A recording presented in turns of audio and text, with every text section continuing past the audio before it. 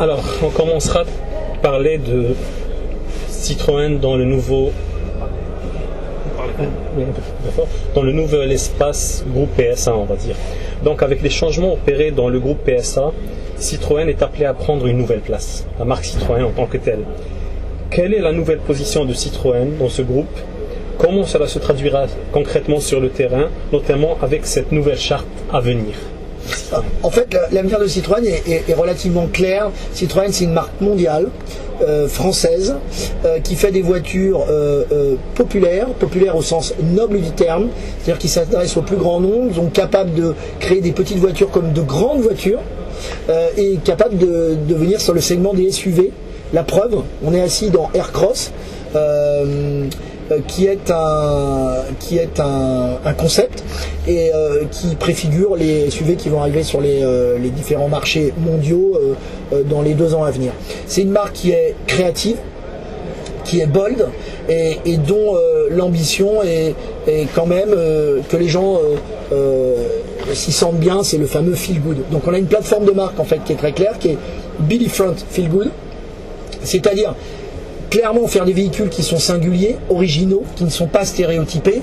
Si vous faites le tour de ce salon, vous allez voir à peu près toujours les mêmes carrosseries, toujours les mêmes couleurs, toujours les mêmes lignes. Quand vous voyez ce véhicule qui préfigure nos SUV, vous avez d'abord un style, un sourire. Quand vous voyez Cactus, c'est pétillant, c'est frais, c'est audacieux. Stylistiquement, ça fait la différence. Et mécaniquement et en ergonomie c'est extrêmement sérieux. C'est-à-dire qu'il y a de la place à l'intérieur. Les groupes contre-propulseurs, qu'ils soient essence ou diesel, sont parmi les meilleurs au monde. On est bien en émissions de CO2, conso, etc. Donc voilà. Et donc c'est ça le positionnement de Citroën. Donc en fait, moi j'aime dire qu'on est réellement une marque populaire. Et audacieuse. Alors populaire au sens noble du terme. Je vous donne des exemples parce que c'est bien que les gens donner des exemples pour les gens. Par exemple, Gap, c'est une marque populaire. C'est-à-dire, elle s'adresse au plus grand nombre avec des produits de qualité, mais pas les moins chers et surtout pas les plus chers. Ray-Ban, c'est pareil. C'est quand même ce qu'il y a de mieux en matière de design de lunettes. C'est absolument pas les moins chers et c'est pas du tout les plus chers. Il y a les marques de luxe. Voilà, j'aime Levi's. C'est une singularité, un style. C'est probablement les meilleurs jeans qui soient, mais c'est absolument pas les moins chers et pas les plus chers. Ce sont des marques que j'appelle populaires. Et donc pop, des marques qui sont venues pratiquement des marques icônes. Et c'est notre vocation, c'est-à-dire qu'on a une marque de luxe haut de gamme à côté qui est DS, donc qui sera au-dessus, et nous on a une marque qui va s'étaler sur tous les segments. Donc on continuera de faire des citadines, on continuera de faire de grandes voitures, si c'est la question, pas forcément, mais en l'occurrence, on pourrait dire que c'est une question, et on fera des véhicules même de grande taille. La preuve, c'est qu'au Salon de Genève, on a révélé notre van, le Space Tourer, 8-9 places, qui est en concurrence directe avec les Allemands, qui sont les leaders sur le marché avec Volkswagen et Mercedes. Qui existera en 3 catégories, transport de personnes type école, hôtel, ouvrier de chantier, mais aussi transport de personnes type monospace et transport VIP 4 places, très classe, avec 4 fauteuils qui se regardent, tablettes, etc. Vous verrez au Salon de Paris, il y aura quelques bonnes surprises. Très très bien. Donc, dans cette mutation qui est en train de se produire chez Citroën justement, allons-nous assister à une fragmentation par famille distincte de la gamme Citroën? J'ai pas compris la question. Qu'est-ce que vous voulez dire? Allons-nous avoir une famille Cactus à part entière, une famille Picasso à part entière? Non. Ok, je comprends ce que vous voulez dire. En fait, elle est bonne votre question. J'aime bien. C'est un peu oui et c'est un peu non. C'est-à-dire qu'en fait, on va avoir une gamme qu'on pourrait qualifier de cross space, type Aircross, comme ça. C'est-à-dire des véhicules qui sont très habitables et un croisement de SUV et de monospace, cross space, une gamme. On aura toujours des citadines et on aura quand même toujours des véhicules familiaux. Et puis on aura toujours des berlines. Mais simplement, les berlines, je pense qu'on les fera évoluer dans les années à venir avec un look plus probablement décalé et agressif, bold qu'aujourd'hui. Donc on peut quand même dire que vous avez raison. il y aura quand même sans être péjoratif, une petite disparité sur Ah non, elles seront extrêmement cohérentes stylistiquement. à moyen terme. Non, elles vont l'être très vite, puisque quand vous regardez un C4 Picasso qui est là-bas, que vous regardez Cactus, que vous regardez celle-ci, C'est pour à venir aussi avec que des vous regardez, etc. voilà, est-ce que vous regardez les 3 prochaines qui sortent en fin d'année, début d'année prochaine, dont Imeari même, elles sont très cohérentes. Elles sont très cohérentes. Donc la gamme sera très cohérente, mais s'adressera quand même à différents types de clientèle avec des types de carrosseries différentes. Mais elle sera très cohérente. Stylistiquement. Stylistiquement. Donc concrètement, donc j'avais préparé une question autrement, je vous la reposerai autrement dans ce sens. Citroën va définitivement se détacher de l'approche entre guillemets généraliste et notamment face à son positionnement qui était jusque-là similaire à celui de Peugeot, qu'on le veuille ou pas, c'est-à-dire en matière de cible, de positionnement, elle se détachera. Mais en fait, on l'est déjà détaché parce que quand vous voyez Cactus, quand vous voyez Aircross, je pense plutôt à C4, C3 et mais voilà.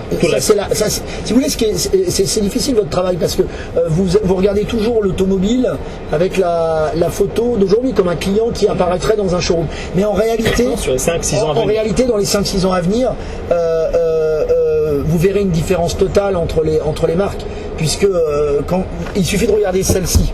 En fait, vous regardez celle-ci, Imeari et Cactus, et déjà Picasso. Et vous voyez bien qu'on a une gamme qui est complètement différente de la maison Peugeot. Du moins, on aura une gamme à terme. Citroën sera une gamme totalement différente, mais totalement. Donc, il n'y aura plus de raison d'avoir de la cannibalisation. Non, après, il peut toujours y en avoir, mais elle sera très singulière, la gamme. Très originale. C'est une des forces, la singularité de Citroën. C'est très marqué sur le Cactus, très marqué. C'est très marqué sur Aircross. C'est très marqué sur Imeari. C'est très marqué sur Picasso. Et c'est très marqué sur la remplaçante de la C3 qui arrivera un jour, et c'est très marqué aussi même sur le Space Tourer qui est assez décalé aussi. Avec tous ces changements annoncés et c'est justement cette identité très affirmée de Citroën, quelle place prendra la C-Élysée dans la gamme? Est-ce que la C-Élysée a de l'avenir dans la gamme Citroën en tant que telle? C'est une bonne question. C-Élysée aujourd'hui, et ça vous le savez pas, c'est un scoop, c'est qu'on se pose la question de la lancer en Europe. Non, on a donné l'information en première mondiale, c'est nous qui l'avions donné. Ah bon? Ah oui, c'est nous, l'article c'est nous, quand elle arrivait. Merci, qu'elle arriverait en France, c'était nous. Voilà. Vous voyez, donc, elle a un avenir. Voilà, réponse tout de suite, elle a un avenir. Et d'ailleurs, ce type de véhicule, c'est un peu ce que je vous disais, ce type de véhicule a un avenir, puisque quand un jour elle va être remplacée, elle sera remplacée, mais elle sera remplacée par une voiture peut-être au style plus affirmé. Ce ne sera plus la 301 de Citroën, globalement. Non. Voilà. Ça, je ne savais pas que c'était la 301 de Citroën. Non, mais oui, le clos. Mais disons que le nom est très bien déjà. Je trouve que le nom plaît beaucoup, il est original, là pour le coup. Oui. Mais si vous voulez, oui, on gardera l'esprit de C-Élysée et le segment. Le process, l'industrie, l'intelligence. Je pense qu'on ira un tout petit peu plus loin en matière de design. On réfléchit à ça. Elle restera très différente, on va dire, à la Citroën, à la sauce Citroën. Oui, elle sera à la Citroën. C'est ça, avec toute la personnalité de Citroën, le côté pétillant, décalé, original, feel good, etc. Donc ça, ce sera pas au niveau du facelift, mais plus tard. Non, ça c'est après prochaine génération. Donc dans 3-4 ans, globalement. Voilà. Je sais pas quand, mais c'est prochaine génération. Ok. Nous avions aussi annoncé une nouvelle en première mondiale, comme pour la C-Élysée, c'est celle de la mutualisation des showrooms Citroën, Peugeot et DS en France notamment. Donc cette mutualisation des espaces d'exposition, des showrooms, concrètement, comment allez-vous faire cohabiter jusqu'à 3 marques aussi affirmées, de plus en plus DS avec son caractère, Peugeot et Citroën, dans un même espace? Bon, alors ça, excusez-moi, mais c'est extrêmement facile. Parce que en gros, on était les derniers à pas le faire. C'est-à-dire que tout le monde le fait déjà. Vous allez chez les Italiens, ils ont dans le même showroom Lancia, Alfa Romeo, Fiat et maintenant Jeep. Vous allez chez les Allemands, ils ont des showrooms Skoda, des showrooms Seat, des showrooms Volkswagen et des showrooms Audi. Par contre, ce qu'on a fait, le travail que l'on a fait, c'est que chez DS, il y a un style très particulier, très affirmé de showroom. Chez Citroën, nous avons lancé là un nouvel chart, des nouveaux styles de showroom on l'a déjà fait le communiqué. Vous l'avez eu ce communiqué ou pas? Ouais, on a eu un peu plus que ça. Oui. Et à Genève, j'ai présenté à Genève la maison Citroën qui a un nouveau look très affirmé, et Peugeot a déjà un look. Donc, en fait, simplement, c'est que la distribution automobile a changé, on ne peut plus avoir des showrooms de 1000 m² pour une seule marque. Donc il y a des showrooms de 300, 400, 500 m². Par marque, ça dépend des endroits. Simplement, ils sont séparés. Et après, les univers sont parfaitement... dans un même showroom.